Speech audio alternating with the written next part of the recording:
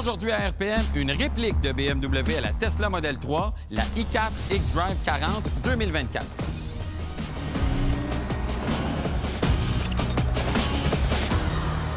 La BMW i4 s'inscrit dans une grande famille de produits bien connus chez BMW. Oui, la série 4, i4, évidemment, lorsque l'on a le i vient de l'électrique. C'est carrément de là que ça vient. Mais évidemment, tu me connais. Faut quand même que je parle du concept i4 qui a été dévoilé en 2020. La version de production reprend l'ensemble des lignes du concept. Évidemment, tout ça est amoindri pour être un peu plus digeste au niveau de la production. Mais ce que j'aime, c'est qu'on a vraiment un design qui est ultra distinctif. Les blocs optiques sont partagés avec tous les autres modèles de la série 4, mais aussi la M3. Donc, on a un petit look un peu plus de performance que je ne déteste pas. Bon, évidemment, la fameuse grille de calandre est toujours une source de polémique. On aime ou on n'aime pas. Personnellement, au fil du temps, j'ai fini par m'habituer, mais j'opterais clairement pour l'ensemble M Sport Pro, où là, au moins, on retirait le cadrage gris pour être en noir intégral. Même chose pour ce qui est de la fenestration. Je pense que ça vaut la peine. Et il y a une caractéristique que je trouve vraiment intéressante avec cette gamme de produits-là. On peut jouer sur deux tableaux. On peut avoir le look très électrique, inspiré du concept, donc avec un pare-choc qui est complètement différent, beaucoup plus simple dans son approche, ou encore la version avec ensemble M. Et là, on a vraiment plus une présentation à la BMW. Donc ça, je trouve que c'est un aspect qui est très intéressant du produit. On a le choix d'avoir la carte du techno iPhone dernière technologie ou un peu plus puriste BMW. Oui, puis la version plus classique, là, celle qui est plus fidèle au concept, a des accents bleus un peu partout aussi. En option. Tu n'es pas obligé de les avoir, mais si tu veux pousser le bouchon, tu peux avoir quelques accents bleus que tu vas retrouver notamment à la grille de calandre, dans les bas de caisse et quelques petits accents aussi à l'arrière. Et ici, on a autour du logo, c'est bleu, ça dit finalement que c'est un véhicule électrique. Là. Et ça, c'est reconduit sur peu importe le modèle que l'on va prendre, c'est bleu à l'avant et bleu à l'arrière aussi. Bon, nous, on a une version, on pourrait dire de milieu de gamme. Le reste, là, comment on peut les différencier en matière de style? En fait, il y a une seule version qui vient de facto avec l'ensemble M, et c'est la version M50. Les trois autres versions de la i4 pourront avoir le style techno ou le style BMW. Et ça, c'est une des richesses du produit. Évidemment, c'est en option à 2500 pour avoir droit à l'ensemble M. Et à cela, on ajoute un 1250 pour avoir l'ensemble M Sport Pro qui va mettre justement les accents noirs sur l'ensemble de la carrosserie. Comment tu la trouves, de façon générale? Moi, j'adore le design de la voiture de manière générale. J'aime le fait que le toit soit très profilé. On se distingue énormément par rapport à une série 3 dont le modèle est dérivé, là, bien évidemment. Toit qui est plus bas aussi, les épaules qui sont bien définies. On reconnaît l'esprit coupé. Par contre, la portière arrière est beaucoup plus courte, donc au niveau de l'accès à bord, c'est un peu plus problématique, mais c'est un compromis auquel on doit s'attendre. Évidemment, BMW, comme tous les constructeurs allemands, travaille énormément à la conception de phares ultra technologiques. Ceux de base sont très puissants, il n'y a pas d'inquiétude à y avoir, mais si vous voulez avoir vraiment le nec plus ultra en matière de technologie, vous pouvez avoir des phares au laser à 1500 $ qui vont éclairer jusqu'à 550 mètres devant le véhicule. C'est 2 fois la distance des phares réguliers. D'où je me trouve, j'ai vraiment une bonne vue sur la ligne générale du véhicule. Ligne de toit qui se prolonge vers le coffre à l'arrière, mais aussi la petite porte. C'est un grand coupé, donc on n'assume pas complètement le fait que c'est une berline. On joue vraiment la carte avec, dans le fond, les autres véhicules de la série 4, on se distingue. On n'est pas dans le familial ou la berline. On a une approche stylistique qui est complètement différente, beaucoup plus dynamique. Évidemment, étant un grand coupé, on fait une concession au niveau de la portière arrière. Et pour donner une touche de sportivité supplémentaire, ce sont des portes sans cadre. Donc, la fenestration est libre. Ça, c'est un aspect que je trouve quand même intéressant et qui est très, très bien fait dans le cas présent. Les jantes, on n'a pas une grosse sélection du côté de chez BMW. Ça, je trouve ça plutôt étonnant. D'habitude, on a des gros catalogues, mais là, de base, c'est du 18 pouces. On passe à du 19. Et si vous voulez décaisser, vous pourrez, dans le département individuel, aller vous chercher des jantes de 20 pouces. Mais là, clairement, ça va vous coûter beaucoup plus cher. On peut personnaliser aussi la couleur du véhicule, parce qu'ici, on a un vert plutôt unique sur le marché. On voit pas ça. San Remo. Bon, mais il y a d'autres couleurs. Il y a du orange, il y a du rouge, etc. Là. Il y a beaucoup de possibilités. Il y a une seule couleur de base sans frais. Ensuite, ça monte à 900 $, puis à 1250 et tiens bien ta tuque avec de la broche, jusqu'à 6 000 $ pour 2 couleurs, évidemment, qui sont beaucoup plus exclusives. Mais la bonne nouvelle, vous allez être les seuls dans le quartier à avoir ces couleurs-là. C'est une certitude. Le pare-choc arrière avec l'ensemble M-Sport est différent, avec notamment des appliques grises. Ça ne plaît pas à tout le monde. Et quand je faisais référence à la petite applique bleue pour les modèles plus techno, bien, c'est cette portion-ci qui le sera. Et lorsqu'on regarde les feux à l'arrière, bien là, c'est beaucoup plus traditionnel, propre à ce qu'on retrouve du côté de chez BMW, avec notamment la chicane en DEL. Mais il y a un aspect qui est extrêmement intéressant. La i4 est un haillon, donc ça, c'est un aspect pratique qui est vraiment appréciable. Bon, la qualité de la peinture, moi, je regarde ça ici, je vois de la pleure d'orange, là. Mais comment ça se passe, là, pour ce qui est de la qualité de la fabrication? De manière générale, l'assemblage est carrément impeccable. On est chez BMW. La voiture est fabriquée à Munich, donc vraiment, c'est une usine qui est reconnue pour la qualité de son assemblage. L'épaisseur de la peinture, à tout le moins, elle est dans la norme, donc ça, c'est pas un problème.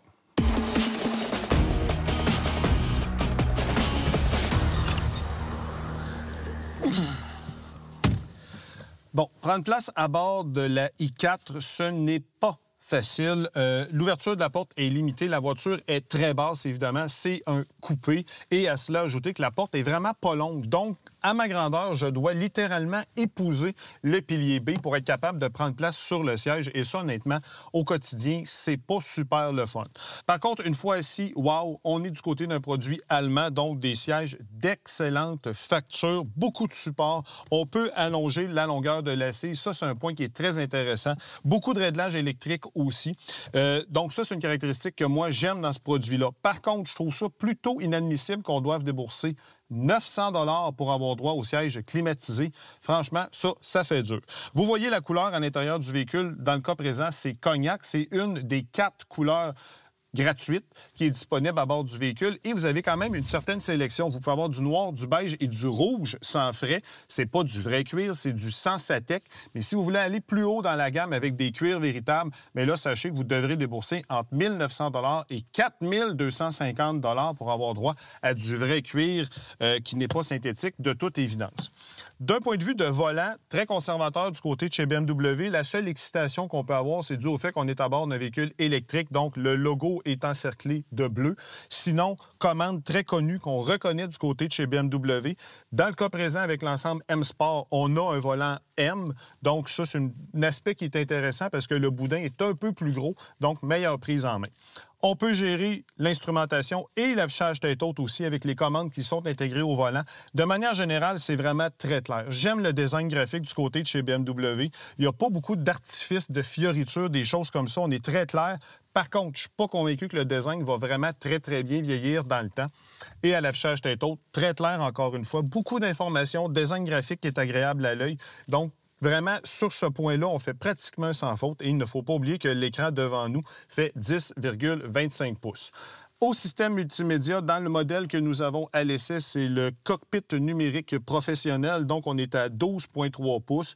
Très, très, très gros comme écran et il y a beaucoup d'informations. Honnêtement, à un moment donné, on s'y perd. Il y a beaucoup trop d'icônes. Regardez ça, ça n'a juste pas de sens. Donc, on devrait faire plus de sous-menus pour élaguer la présentation initiale du véhicule. Par contre, le système est rapide et somme toute assez efficace. Donc, avec un petit ménage, on améliorerait l'expérience de beaucoup. Sous l'écran, on retrouve une applique en chaîne véritable à port ouvert. Je trouve que c'est très élégant. D'ailleurs, la texture est reprise au niveau de la console centrale. C'est très, très beau. Et tout juste sous les buses d'aération, petite applique noire lustrée, très délicate pour ce qui est de la gestion du système de dégivrage, de même qu'une petite molette pour la gestion du volume. À la console, tout est concentré dans un espace, somme toute, assez limité. Très beau au niveau de la présentation. Dans la portion de gauche, petit levier de transmission, vraiment ergonomique. Il s'utilise du bout des doigts, bien fait. Même chose pour ce qui est de la commande des modes de conduite. Ce que j'aime pas et que je ne m'explique pas, c'est la molette pour le fameux système iDrive. On a un écran qui est tactile, super simple à utiliser et on retrouve ça. On aurait pu l'enlever pour avoir plus d'espace, parce qu'à bord de la i4, de l'espace, c'est pas ce qu'il y a de plus généreux. Parce que les vides-poches dans les portières, le coffre à gants et dans l'accoudoir, je vous dirais que c'est assez limité en matière de volume. Par contre, l'impression à bord du véhicule, vraiment, on a un sentiment qui est haut de gamme, notamment avec l'éclairage d'ambiance, la finition, la qualité des matériaux, le choix des matériaux aussi qu'on a à bord du véhicule. Et à cela, ajoutez que vous avez aussi un excellent système de son Harman Kardon à 16 haut-parleurs, 464 watts, qui va rendre l'expérience de conduite encore plus invitante pour les audiophiles.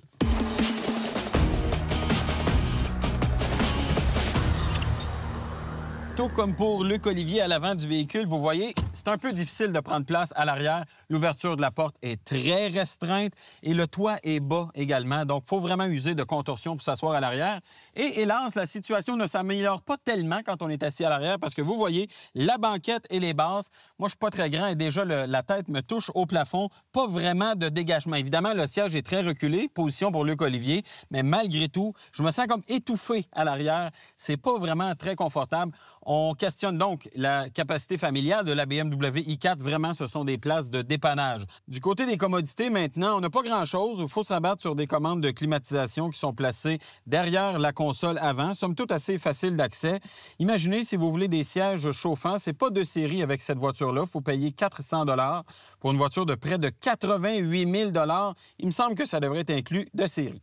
On peut se consoler un peu quand on va à l'arrière dans l'espace cargo. Comme on le voyait tout à l'heure, c'est un haillon qui dégage bien. L'ouverture du coffre, assez large quand même si le seuil est élevé.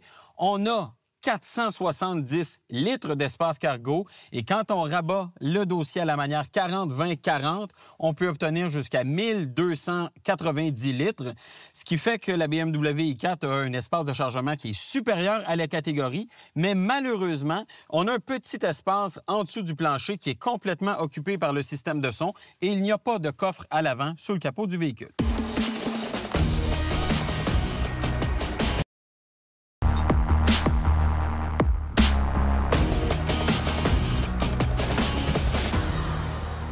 Luc Olivier, on est de retour sur la piste de Charlevoix, terrain de jeu parfait pour tester la BMW i4. Oui, BMW qui joue dans l'électrification, mais cette fois-ci du côté d'une berline puissante de surcroît. On va s'amuser.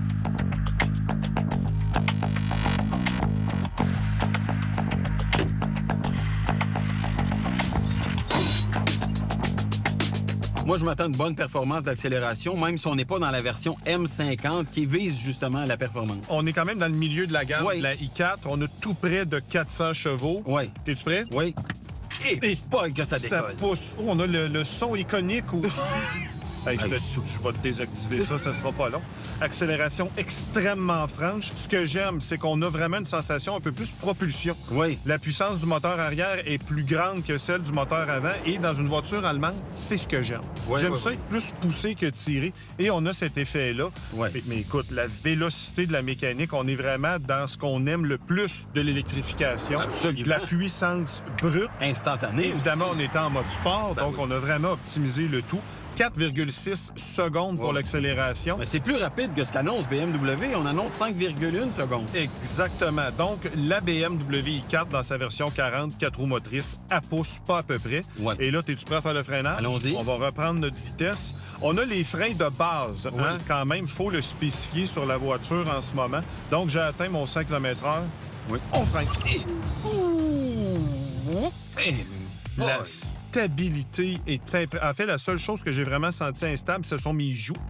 Qui se sont légèrement déplacés vers l'avant. C'est tout mon tractus gastro-intestinal qui est comme... Oh, l'infirmier vient de ressortir. Il n'y a personne qui a compris ce que tu viens de dire là, mais j'imagine que c'était en dedans. Écoute, extrêmement stable, linéaire, aucun louvoiement. Hey, on n'entend même pas la pompe ABS ou très peu, là. C'est d'une discrétion, mais vraiment, ce qui m'impressionne le plus, c'est la distance 35,3 mètres. Oui, on n'est même pas avec les freins de performance. Exactement. Fait qu'on peut supposer qu'avec les freins de performance, ça serait encore plus court. Mais déjà, à 35,3, on est en territoire de voiture sport.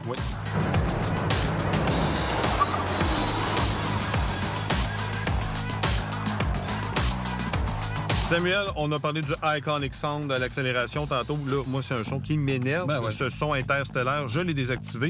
Par contre, ce que j'ai activé, c'est le mode sport, évidemment, parce qu'on a un impact direct sur la direction et les suspensions. Oui, suspension hydraulique, par ailleurs. Ça, on va regarder le comportement. D'autant plus qu'on a une voiture très lourde, 2300 kilos. Beaucoup plus lourde que la compétition. Bon, de facto, je peux te dire que la direction est impeccable. Hey, ça tient, hein? Sérieusement, à peine démultiplié vraiment là, d'une très, très grande précision. D'un cône large, ça fonctionne bien aussi. Oh oui, vraiment. On sent Très pas trop neutre. le poids. Donc, on se rend compte que le travail des suspensions hydrauliques vient vraiment compenser cet aspect-là. Surtout en mode sport, la suspension est plus ferme, Mais hein, fait oui. que les mouvements de terre sont mieux Parce que contrôlés. normalement, il devrait avoir plus de louvoiement qu'on a eu là. Ouais. Bon, on a senti un peu la poussée du train arrière qui a forcé, dans une certaine mesure, un peu de sous-virage. Donc, on poussait le véhicule vers l'extérieur. Ouais, l'avant a peut-être eu un peu de misère à s'agripper au sol dans une manœuvre très agressive. Là. Il faut souligner aussi que les pneus à l'avant sont un peu moins larges que ceux à l'arrière. Ouais. J'ai eu beaucoup de plaisir à faire l'exercice. Clairement, avec l'électrification, l'ADN, le plaisir de conduire qu'on reconnaît de BMW d'habitude, c'est préservé. On aime ça de même?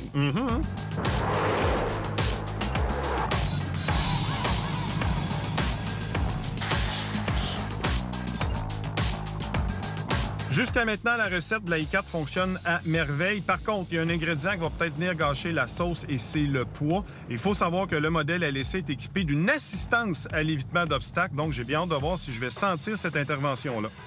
Je suis sûr que ça va bien aller. Sérieux, on a tout en place pour que ça fonctionne bien.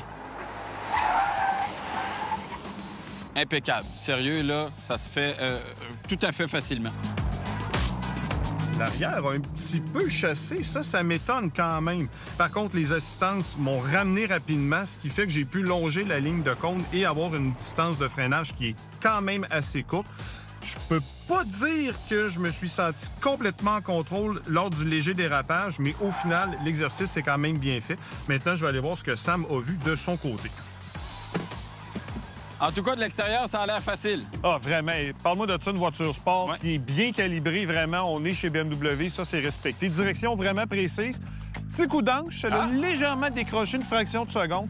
Les systèmes ont tout ramené Ouais, ça. t'as pas perdu le contrôle. Pas en tout. Même si j'avais voulu, j'aurais pas eu le temps. Donc, vraiment, là, tous les systèmes ont ramené la voiture pour la garder vraiment bien composée. Puis, franchement, distance de freinage courte, belle ligne.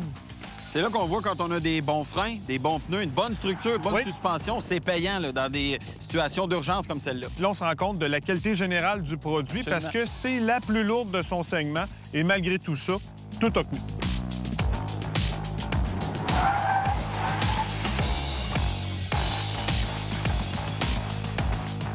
Chez BMW, évidemment, on doit passer par le département des options pour avoir accès à l'ensemble des accessoires d'aide et d'assistance à la conduite. Dans le cas présent, c'est un groupe qui coûte 2000 $, mais là, ça va vraiment vous donner tous les types d'assistance dans à peu près toutes les directions du trafic transversal, à l'avant, à l'arrière. Vraiment, c'est extrêmement complet, mais c'est quand même pas donné à 2000 $. Pour ce qui est du freinage automatique d'urgence, il y a 3 niveaux d'intervention qui sont possibles avec la BMW i4 et il faut savoir que c'est de 5 à 250 km/h pour ce qui est des vélos, piétons et cyclistes. Ma vitesse est atteinte et qui s'est absolument rien passé. La détection s'est faite vraiment très tardivement. Il a fallu que je fasse un freinage extrêmement appuyé parce que le véhicule n'a eu aucune réaction. Un léger tintillement lumineux et sonore, mais il était déjà trop tard. L'obstacle était frappé. Donc, clairement, c'est un échec monumental et ça, c'est vraiment étonnant de la part d'un constructeur comme BMW. À l'avant de la BMW i4, on a vraiment l'impression d'être écrasé, assez petit comme habitacle. Oui, on est proche. On est proche. C'est une voiture qui n'est pas très large et évidemment, sa configuration de carrosserie fait que la visibilité, on est en mode compromis sur pratiquement toute la ligne. À l'avant, c'est pas si pire. Là, C'est quand pas si même. pire, quoi, que le pavillon s'avance un petit peu. Ouais. La base du pilier A est assez large, mais c'est vraiment vers l'arrière que là, c'est dysfonctionnel Eh boy, à la oui, hein. limite. Là. Bon, comportement routier, parce que là, on est d'une BMW. Là, attends un peu. Là. Sur la route, ça a l'air de quoi? Parce que oui, on a beau mettre l'accent sur le plaisir de conduire, Oui. mais il faut que ça se comporte bien au quotidien quand même. Là. Et je te dirais que BMW a intégré dans la recette un élément qui vient vraiment complètement changer la donne. Ce sont des suspensions hydrauliques adaptatives. On a essentiellement 2 modes, confort, comme nous sommes en ce moment, où on sent pratiquement la légèreté de la voiture, ou encore le mode sport, où là, vraiment, c'est beaucoup plus ferme. La légèreté, quand même une voiture qui est lourde. ça, C'est là. quand même lourd, mais je dis la légèreté parce que si on fait une comparaison, par exemple, avec une Polestar 2 ou une Tesla 3, c'est 2 voitures électriques compétition directe à la i4 qui sont reconnues pour la fermeté de la suspension. Et on n'a pas ce sentiment-là. On sent même que le poids du véhicule, qui est quand même conséquent, est bien contrôlé. Donc, vraiment, sur ce chapitre-là, les ingénieurs de BMW ont bien travaillé. Bon, tu as le mode sport aussi pour la suspension qui, là, change la dynamique du véhicule. Oui, on va avoir une intervention, évidemment, sur la réactivité de l'accélérateur, la direction. Vraiment, on met un peu le véhicule en état d'alerte. Et là, c'est vraiment, selon moi, à ce moment-là que tu as une BM là, au niveau de la conduite. Et c'est ce qui me fait dire que tu n'as pas un gros sacrifice en passant à l'électrification du côté de chez BMW au niveau du plaisir de conduire. La direction pourrait peut-être être plus BM, peut-être un peu moins électrique, mais il reste que quand même, c'est pas un gros compromis en ce qui me concerne. Bon, puis tu as aussi le mode EcoPro, faut en parler, parce que lui va vraiment valoriser l'économie d'énergie. Si on veut parcourir une plus grande distance, va vraiment castrer la mécanique. Castrer, mais pas démesurément, comme on peut le voir chez certains constructeurs. Là. Ça demeure quand même un véhicule avec un fond de dynamisme. Il y a un aspect aussi qui est extrêmement important dans les véhicules électriques, c'est la fameuse conduite à une pédale. Absolument. Tu peux l'avoir ou pas, il suffit de mettre le mode B, essentiellement. Sur la transmission. Exactement. Et là, tu peux avoir jusqu'à un arrêt complet. Et ça, on aime beaucoup ça. On peut même paramétrer via le système d'infodivertissement la force de régénération sur le mode D, drive régulier. Et si on veut l'expérience complète, on met ça en mode B, ça arrête complètement le véhicule. Moi, c'est directement ce que je fais. Bon, il faut parler évidemment d'économie d'énergie, de consommation, mais aussi de certaines astuces qui sont intégrées dans le véhicule qui vont permettre de faciliter la vie avec le véhicule. Oui, c'est le fameux préchauffage de la batterie qui peut être prédéterminé, je te dirais, en intégrant la destination dans le système de navigation. Évidemment, si tu fais, par exemple, un Montréal-Toronto, le véhicule va te dire, bien, arrête à telle borne, telle borne, telle borne, et il va ajuster le préchauffage de la batterie pour s'assurer de l'optimisation. Et là, quand tu branches, tu as la pleine puissance disponible. On n'est pas contraint par une batterie trop froide, etc. Vraiment, on a la pleine puissance. Ça, c'est intéressant. Système de navigation, en plus, qui va ajuster l'autonomie affichée au tableau de bord en fonction de où on s'en va, les côtes, les courbes, etc. Ça, si le véhicule sait qu'on fait beaucoup d'autoroutes aussi. Donc, tout ça est pris en compte. Donc, ça, c'est intéressant. Et dans nos tests, on a eu une consommation de combien? 17,9 kWh au 100. Moi, je trouve que c'est quand même bon. Mais c'est pire que ce que BMW prévoit. Parce qu'avec cette consommation-là, nous, ça nous donnerait une autonomie de 471 km. Pour dire qu'on le fait en mode normal aussi. Ça, il faut quand même spécifier cet aspect-là. BMW, eux, annoncent une autonomie de 494 km. Donc, c'est plus optimiste et je soupçonne très fortement que ça a été fait en mode EcoPro pour justement aller chercher le plus de kilométrage possible. C'est pas possible. Les pour, les contre. Bon, dynamisme de conduite, bien évidemment, mécanique qui est bien adaptée et les faibles coûts d'entretien. Pour ce qui est des points négatifs, maintenant, l'espace intérieur, le prix de la version à l'essai avec les options, évidemment, et le fait qu'on a échoué le freinage automatique d'urgence. Alors, on recommande ou pas? La i4 est sur le marché depuis déjà quelques années. On a quand même un certain recul au niveau de sa fiabilité. Il y a l'historique aussi du constructeur en matière de voitures électriques qui est bon. Donc, on a assez de recul aujourd'hui pour dire que oui, on recommande la BMW i4.